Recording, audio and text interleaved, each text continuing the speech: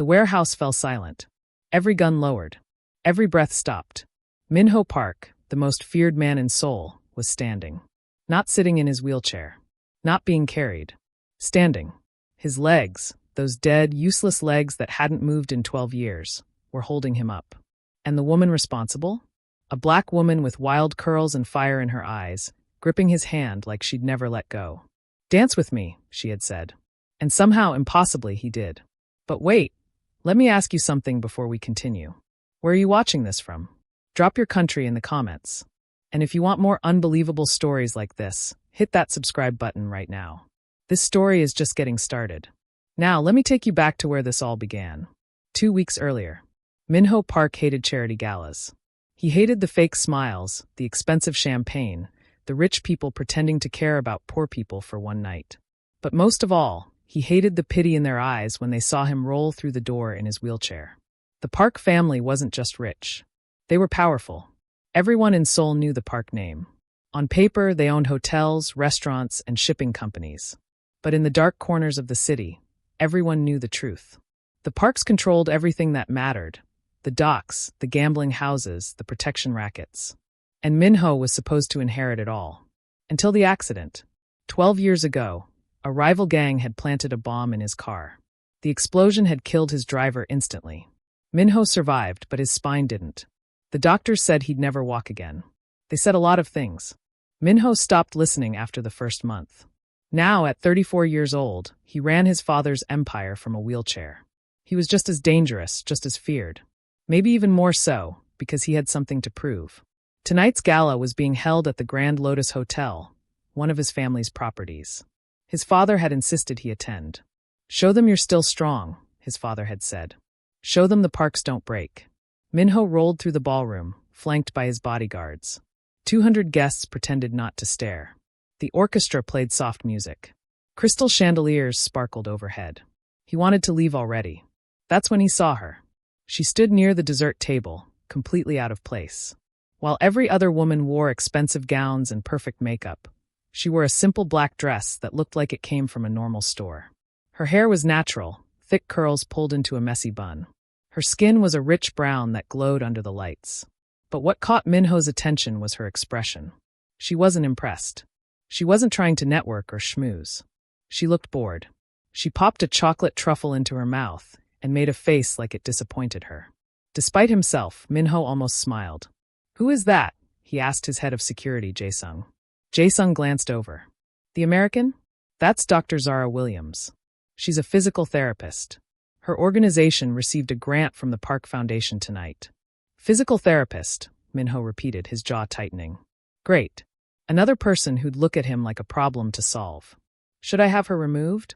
Jae-sung asked. "No," Minho said quietly. "Leave her." He told himself to look away, to ignore her. But something kept drawing his eyes back. She'd moved away from the dessert table and was now examining a painting on the wall. She tilted her head, studying it with genuine interest. Then she did something that made Minho's breath catch. She laughed. Not a polite, quiet laugh. A real one. It burst out of her like she couldn't hold it back, and she quickly covered her mouth, looking around to see if anyone noticed. Minho had heard 1,000 fake laughs tonight. But hers was real. Before he knew what he was doing, he was rolling toward her. "That painting is worth $3 million, Minho said. Zara jumped slightly, turning to face him. Up close, her eyes were even more striking, deep brown with flecks of gold. "Then someone got robbed," she said, smiling. "It looks like a kid spilled paint and called it art." Minho stared at her. People didn't talk to him like that. Ever. "You don't like modern art?" he asked. "I don't like pretending things are beautiful when they're not," she replied. Then her eyes widened slightly as she realized who she was talking to. "Oh, this is your hotel, isn't it? I'm sorry. I didn't mean to insult your paint spill." Minho felt something strange in his chest. It took him a moment to recognize it. Amusement. "It's not mine," he said. "My father bought it. I agree with you. It's terrible." Zara's smile returned, brighter this time. "Well, at least you have good taste, mister." "Park. Minho Park." Her expression shifted. Recognition flickered across her face, followed by something that looked like sympathy? No. He hated that look. "I know who you are," she said softly. Your foundation gave my organization a very generous grant. Thank you. Don't thank me. Thank my father's accountant. I just signed the checks." An awkward silence fell between them. Zara looked at him, really looked at him, and Minho braced himself for the inevitable questions. The pity. The "have you tried?" Suggestions. But instead, she said, "This party is so boring I might actually die. Do you know if the food is any good? Because the chocolate definitely isn't." Minho blinked. Then, despite himself, he laughed. A short, surprised sound he hadn't made in years. "The kitchen makes excellent bulgogi," he said.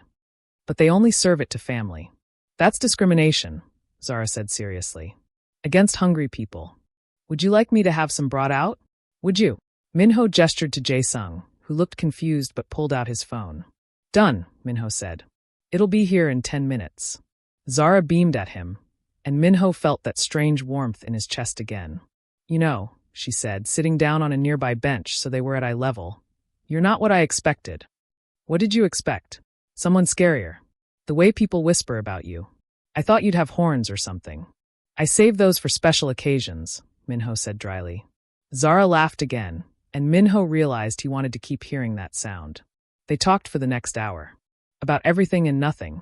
She told him about growing up in Atlanta, about moving to Seoul 6 months ago to work with disabled athletes. He found himself telling her things he never shared, about his frustration with his limitations, about hating how people saw him as broken. "You're not broken," Zara said firmly. "Your legs don't work. That's not the same thing. It feels the same. That's because you're letting it define you." She leaned forward. "Can I ask you something? When's the last time you tried to walk?" Minho's expression went cold. "The doctors said." "I didn't ask what the doctors said. I asked when you last tried. There's no point." "How do you know?" "Because I've accepted reality, Dr. Williams." "Have you? Or have you just given up?" Minho felt anger flash through him. Who was this woman, who'd known him for an hour, to question him? "You don't know anything about me," he said quietly. Dangerously. But Zara didn't flinch. She met his eyes steadily. "You're right," she said. "I don't. But I know bodies. And I know that sometimes the biggest prison isn't our body. It's our mind." Before Minho could respond, chaos erupted. Gunshots shattered the air. Screams filled the ballroom. Jae-sung was suddenly there, his body shielding Minho as armed men stormed through the doors. It was an attack. A rival gang, making their move at the worst possible moment. In the confusion, Minho saw Zara frozen on the bench, her eyes wide with terror as a gunman turned toward her. "Get down!" Minho shouted. But she didn't move. She was paralyzed with fear. The gunman raised his weapon. And Minho realized with absolute certainty that this stranger, this woman who'd made him laugh for the first time in years, was about to die. Unless he did something. Anything. Time slowed down. Minho saw the gunman's finger tighten on the trigger. He saw Zara's frozen expression. He saw his bodyguards scrambling, but they were too far away. She was going to die. And for the first time in 12 years, Minho forgot about his wheelchair. He forgot about his useless legs. He forgot about everything except one thought. Save her. He threw himself forward. His body hit the floor hard. Pain exploded through his chest and arms. But his momentum carried him far enough that he crashed into Zara's legs, knocking her off the bench just as the bullet whistled past where her head had been. They hit the ground together in a tangle of limbs. "Stay down!" Jae-sung roared, returning fire. The ballroom had become a war zone. Guests scrambled for exits. Tables overturned. Glass shattered. Minho's security team engaged the attackers in a fierce gunfight. Minho lay on top of Zara, shielding her with his body.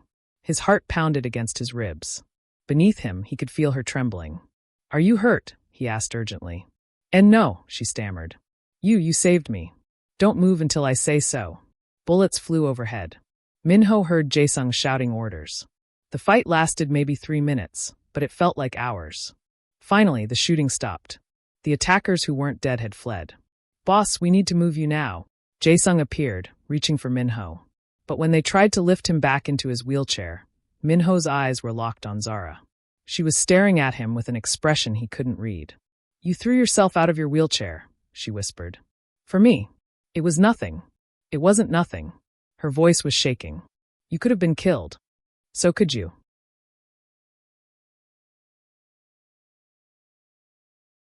Jae-sung and another guard hoisted Minho back into his chair. His arms ached. His chest throbbed where he'd hit the floor. But he was alive. And so was she. "We need to leave," Jae-sung insisted. "Now. There could be more." "Take Dr. Williams with us," Minho ordered. "Boss, we don't know if we can trust." "That's an order." Jae-sung's jaw tightened, but he nodded. "Yes, sir." They rushed Zara and Minho through a private exit into an armored car waiting in the underground garage. 2 more security vehicles surrounded them as they sped away from the Grand Lotus Hotel. In the back seat, Zara sat beside Minho, still shaking. Her dress was torn. Mascara streaked her cheeks. "Who were those people?" she asked quietly. "Business rivals," Minho said carefully. "Business rivals who shoot up charity galas?" Minho met her eyes. In that moment, he made a decision. She'd almost died because of him. She deserved the truth. "My family isn't just in the hotel business, Dr. Williams. We control other things. Things that make us enemies." "You're Mafia," she said. Not a question. A statement. "Yes." He waited for her to recoil. To demand they let her out of the car. To look at him with disgust. Instead, she said, "Those men were trying to kill you. And you still saved me. I couldn't let you die." "Why?" "You barely know me." Minho didn't have an answer. Or maybe he did, but he wasn't ready to say it. The car pulled up to a massive estate outside the city, the Park family compound. High walls. Armed guards. Security cameras everywhere. "You'll be safe here tonight," Minho said. "Tomorrow, we'll arrange protection for you until we're certain the threat is over." "I can't stay here. I have work. Those men saw you with me. They might target you to get to me. Please." Minho's voice softened. "Let me keep you safe. After what happened tonight, it's the least I can do." Zara studied his face for a long moment. Then she nodded. "Okay." One night. The Park estate was enormous. Servants rushed around, preparing a guest room for Zara. Minho's father, Park Dae-young, met them in the main hall. He was a tall man with silver hair and cold eyes. When he saw Zara, his expression hardened. "Who is this?" he demanded in Korean. "A guest who needs protection," Minho replied in the same language. "There was an attack at the gala. I heard. The Kim family is getting bold." Dae-young's eyes swept over Zara dismissively. "She can stay in the servants' quarters.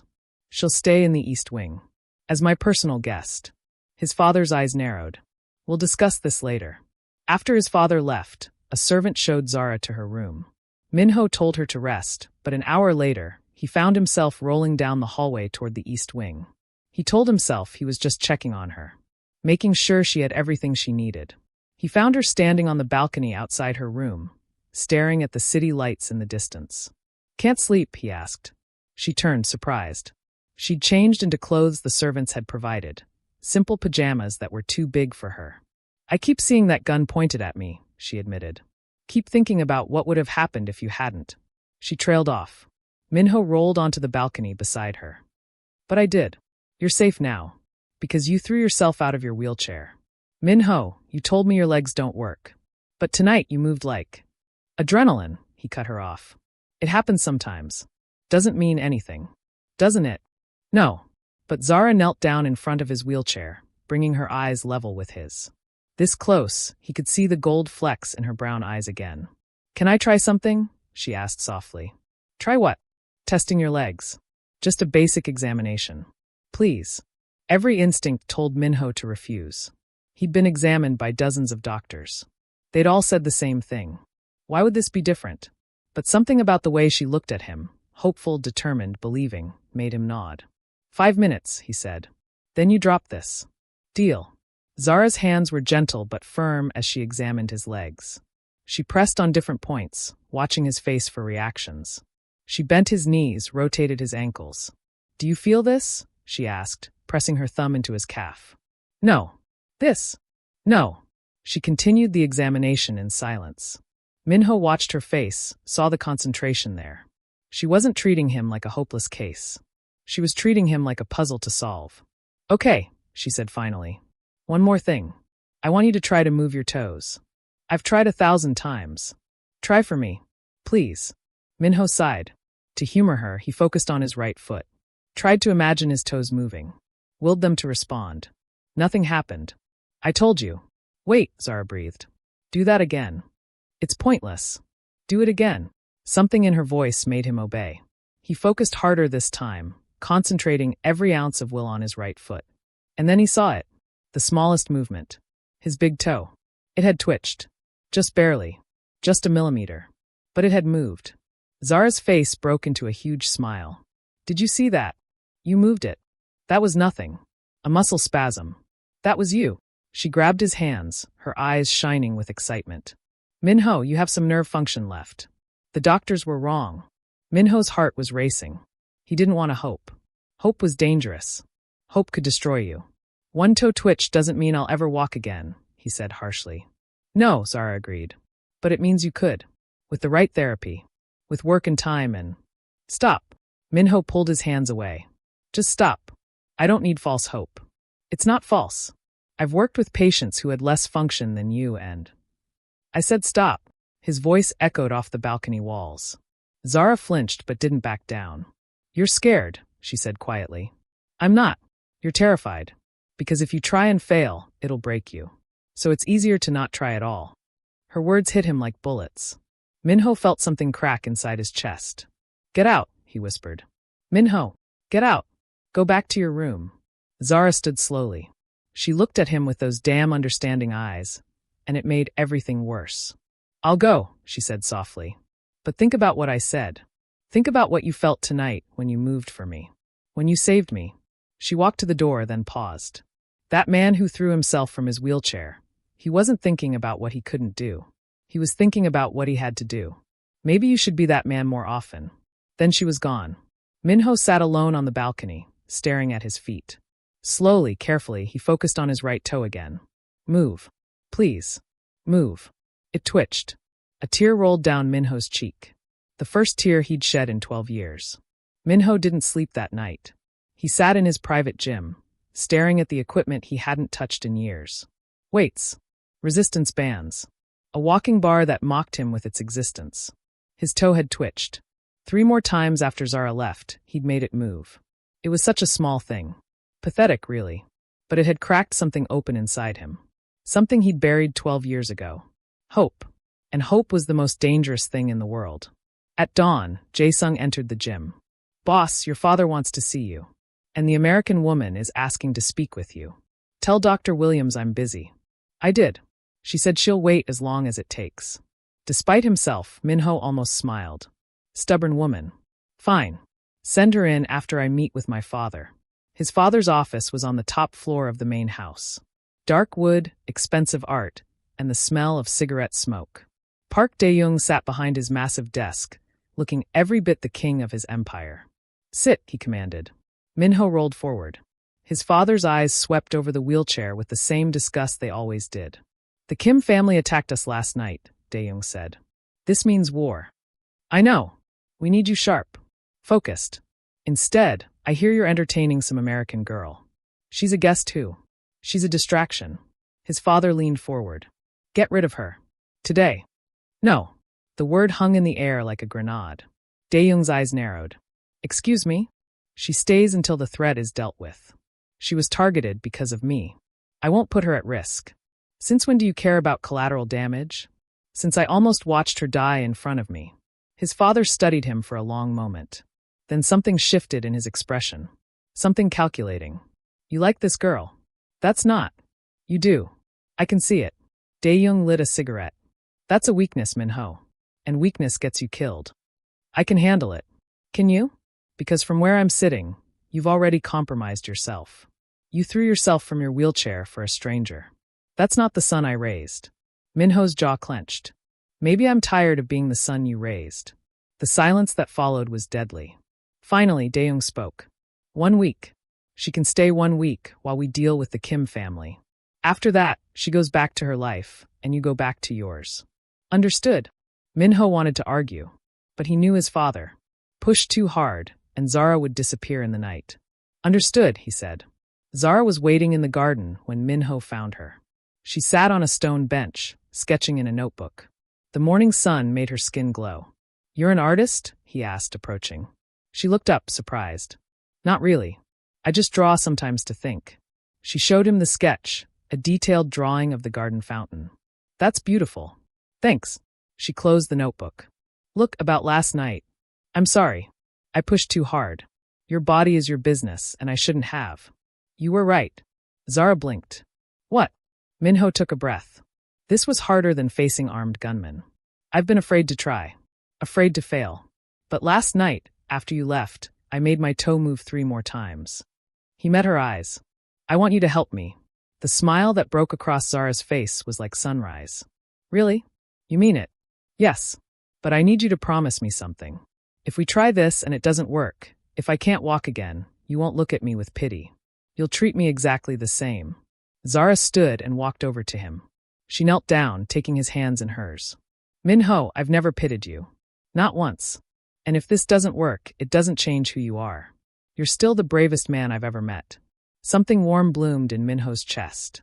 Why are you doing this? Why do you care? Because, Zara said softly, when you threw yourself from that wheelchair to save me, you reminded me why I became a physical therapist. To help people remember they're stronger than they think. And you, Minho Park, are the strongest person I've ever met. You just forgot. Minho had been called many things. Dangerous. Ruthless. Fearsome. But no one had ever called him strong. Not since the accident. When do we start? He asked. Right now. The next week was the hardest of Minho's life. Every morning at 6, Zara came to his private gym. She pushed him harder than any physical therapist he'd ever had. No pity. No gentle encouragement. Just brutal, relentless work. Again, she'd shout as he struggled to flex his foot. I can't. You can. Stop thinking and do it. His muscles screamed. Sweat poured down his face. But slowly, impossibly slowly, things began to change. By day 3, he could wiggle all his toes on his right foot. By day 5, he felt a tingling sensation in his left calf. By day 7, when Zara pressed on his thigh, he could feel it. Faintly like a distant echo, but he felt it. You're getting nerve signals. Zara was practically bouncing with excitement. Minho, your body is waking up. But it wasn't just his body that was changing. Something was growing between them. Something neither of them acknowledged, but both felt. The way she'd touch his shoulder when he got frustrated. The way he'd catch himself watching her smile. The conversations that stretched late into the night, talking about everything from childhood dreams to favorite foods. On the 8th day, Jae-sung interrupted their session. Boss, your father wants to see you. It's urgent. Minho found his father in his office again, but this time, Park Dae-young wasn't alone. 3 other men sat in chairs, high-ranking members of the organization. We've located the Kim family's main hideout, his father announced. Tomorrow night we strike. We end this war before it begins. What's the plan? Minho asked. Full assault. We hit them with everything we have. One of the men leaned forward. But we need you there, Minho. The men need to see their future leader. They need to know you're still strong.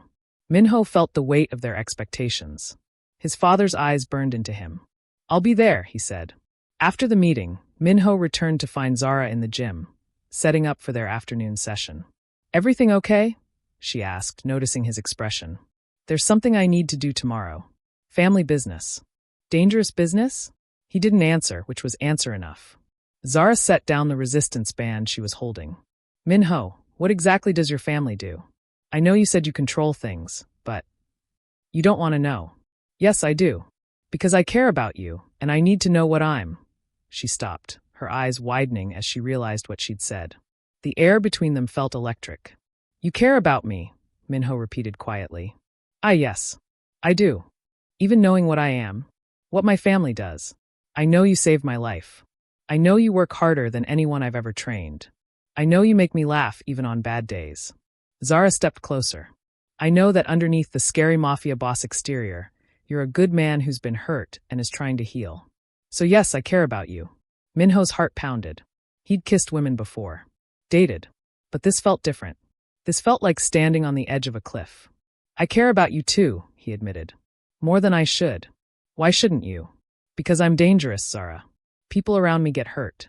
And tomorrow night, I'm walking into a war. If something happens to me, then I'll be here when you get back. You don't understand. I understand perfectly.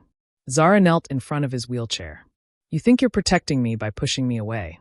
But Minho, I make my own choices. And I choose to be here. I choose you. Before Minho could respond, she leaned forward and kissed him. It was soft, gentle, and it shattered every wall he'd built around his heart. When they pulled apart, Zara smiled. Now, let's get back to work. Because when you come back from tomorrow, I want to try something new. What? I want to see if you can support your weight on your legs. Even just for a second. Zara, I don't think. Trust me, she said. Please. Minho looked into her eyes and saw something he hadn't seen in years. Not pity. Not doubt. Belief. Okay, he whispered. I trust you. The next night, as Minho prepared for the raid on the Kim family, he made Jae-sung promise something. If I don't come back, make sure Dr. Williams gets home safely. And give her this. He handed Jae-sung a sealed envelope. Boss, you'll come back. You always do. Just promise me. Jae-sung nodded. I promise. As the convoy of black vehicles rolled out of the estate, Minho looked back one last time. Zara stood on the balcony, watching him leave. He didn't know if he'd ever see her again. But for the first time in 12 years, Minho Park had something worth coming back for. The warehouse exploded in gunfire. Minho's men poured through the doors, engaging the Kim family in a brutal firefight. From his armored vehicle outside, Minho coordinated the attack through his headset. East side clear. Second floor secured. Boss, we found Kim Sung-ho. He's trapped in the back office. Kim Sung-ho, the man who'd ordered the attack at the gala. The man who'd almost killed Zara. I'm coming in, Minho said. Boss, it's too dangerous. I said I'm coming in. Jae-sung wheeled him through the chaos. Bodies lay on the ground. Smoke filled the air. But Minho felt strangely calm. He'd done this 100 times before. They found Kim Sung-ho cornered in his office, wounded but still holding a gun. Park, he spat blood on the floor. Come to finish me yourself? You attacked my family's event. You put innocent people in danger. Innocent? Kim laughed bitterly. There's no such thing in our world. You know that. He raised his gun. 3 of Minho's men fired simultaneously. Kim Sung-ho crumpled to the floor. It was over. The war had ended before it truly began. But as they left the warehouse, Minho felt no satisfaction. No victory. Just emptiness. All he could think about was Zara. About her smile. About the way she'd kissed him. About the letter in Jae-sung's pocket that said everything he'd been too afraid to say out loud. Take me home, Minho ordered. Fast. Zara couldn't sleep. She paced her room, checking her phone every few minutes. No messages. No calls. What if something had happened to him? What if he was hurt? Or worse? She'd known him less than 2 weeks, but somehow, Minho had become the most important person in her world. His determination. His vulnerability. The way he'd looked at her like she was the only thing that mattered. At 3 a.m., she heard vehicles approaching. Zara ran to the window and saw the convoy pulling through the gates. She didn't think. She just ran. She burst through the front doors just as Jae-sung was helping Minho out of the vehicle. You're alive, she shouted. Minho looked up, and his whole face transformed. Zara. She threw herself at him, wrapping her arms around his neck. Minho caught her, his strong arms holding her tight. I'm okay, he murmured into her hair. I'm okay. Don't ever scare me like that again. I can't promise that. Zara pulled back to look at him. Then I'm staying. Here. With you. I don't care how dangerous it is.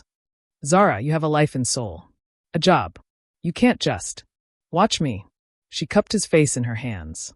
Minho, I've spent my whole career helping people heal. But you're the first person who's healed me. Made me feel like I matter. Like I'm more than just my work. You do matter. You matter more than anything. Then let me stay. Please. Minho pulled her close again. Over her shoulder, he saw Jae-sung smile and quietly walk away. Okay, Minho whispered. Stay. The next morning, Zara woke him early. Come on, she said, practically dragging him to the gym. We're trying something new today. Remember? Zara, I just got back from a war zone. And now you're going to win a different kind of battle. Trust me. In the gym, she'd set up the walking bars. 2 parallel bars that people held onto while learning to walk again. Minho's stomach dropped. I don't think I'm ready. You're ready. You can move your toes. You can feel pressure. Your nerves are firing. It's time. What if I fall?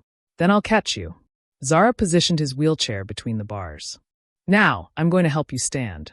Your arms will do most of the work, but I want you to try, just try, to put some weight on your legs. Minho's hands gripped the bars. His heart hammered in his chest. This was it. The moment he'd been terrified of for 12 years. On 3, Zara said. positioning herself behind him. 1, 2, 3. Minho pulled himself up with his arms. His legs dangled uselessly below him. Focus, Zara commanded. Feel your feet on the ground. Tell your legs to hold you. Don't think. Just do it. Minho closed his eyes. He thought about throwing himself from the wheelchair to save Zara. About the determination he'd felt. The absolute certainty that he had to move. He felt that same certainty now. Stand. Hold me. Stand. And then impossibly he felt it. His legs were supporting him. Not completely. Maybe 10% of his weight. But they were working. Oh my God, Zara breathed. Minho, you're doing it. You're standing. Minho's eyes flew open. He looked down and saw his legs beneath him, trembling but holding. He was standing. Tears streamed down his face. I'm standing. You're standing. Zara was crying too, laughing and crying at the same time. He lasted maybe 10 seconds before his legs gave out. Zara caught him, helping him back into the wheelchair. But those 10 seconds had changed everything. I stood, Minho kept saying. I actually stood. You did more than stand. Zara knelt in front of him, her face glowing. You proved that impossible things can happen. If you keep working, if you keep fighting, maybe in a few months. I could walk. You could walk. Minho grabbed her face and kissed her hard. When they broke apart, both were grinning like idiots. Thank you, he whispered, for believing in me when I couldn't believe in myself. Thank you for letting me in. Over the next 3 months, Minho worked harder than he'd ever worked in his life. Every day, Zara pushed him. Every day, he got stronger. By month 2, he could stand for a full minute. By month 3, he took his first step. It was clumsy, shaky. He nearly fell a dozen times. But he took one step, then another, then another. Zara walked backward in front of him, her hands ready to catch him, tears streaming down her face. Keep going. You've got this. Minho took 5 steps before his legs gave out. Zara caught him, and they sank to the gym floor together, holding each other and laughing. 5 steps, Minho said in wonder. 5 steps today. 10 tomorrow. 100 next month. Zara kissed him. You're walking, Minho. You're actually walking. Because of you. No, because of you. I just reminded you how strong you already were. 6 months after the night they met, the Park family held another gala. This time, it was to celebrate a new partnership. Peace had been made with the remaining families. The war was over. The ballroom was filled with the same people, the same orchestra, the same crystal chandeliers. But everything was different, because when Minho Park entered the ballroom, he wasn't in a wheelchair. He walked in, slowly, carefully, with a cane for support. But he walked. The entire room fell silent. Whispers erupted. People stared in shock. Minho didn't care about any of them. His eyes found Zara across the room. She wore a stunning red dress, her curls styled perfectly. She was the most beautiful thing he'd ever seen. He walked toward her. Each step deliberate. Each step a victory. When he reached her, he set down his cane and held out his hand. Dance with me, he said. Zara's eyes filled with tears. Minho, you don't have to. I want to. Dance with me, Zara. She took his hand. The orchestra began to play. And Minho Park, the man who hadn't walked in 12 years, danced. He held Zara close, moving slowly across the floor. His legs shook. He leaned heavily on her. But he danced. Everyone in the ballroom watched in amazement. Some wiped away tears. Even his father stood frozen, something like pride flickering across his face. But Minho only saw Zara. I love you, he whispered. I love you too, she whispered back. Thank you for grabbing me that first night. For not letting go. Thank you for being brave enough to stand up. Zara smiled through her tears. In every way that matters. They danced until the song ended. And when it did, the entire ballroom erupted in applause. Minho Park had done the impossible. Not because he was strong. Not because he was determined. But because one brave woman had looked at him and seen not what he'd lost, but what he could become. Sometimes, the greatest healing doesn't come from doctors or medicine. It comes from someone who believes in you when you've forgotten how to believe in yourself. And sometimes, all it takes is a simple invitation. Dance with me. The end. Thank you for watching this incredible journey. If this story touched your heart, please subscribe to this channel to support our growth. Drop a comment and tell us, what moment made you cry? What moment made you cheer? Share this video with someone who needs to remember that impossible things can happen when you find the courage to try. See you in the next story.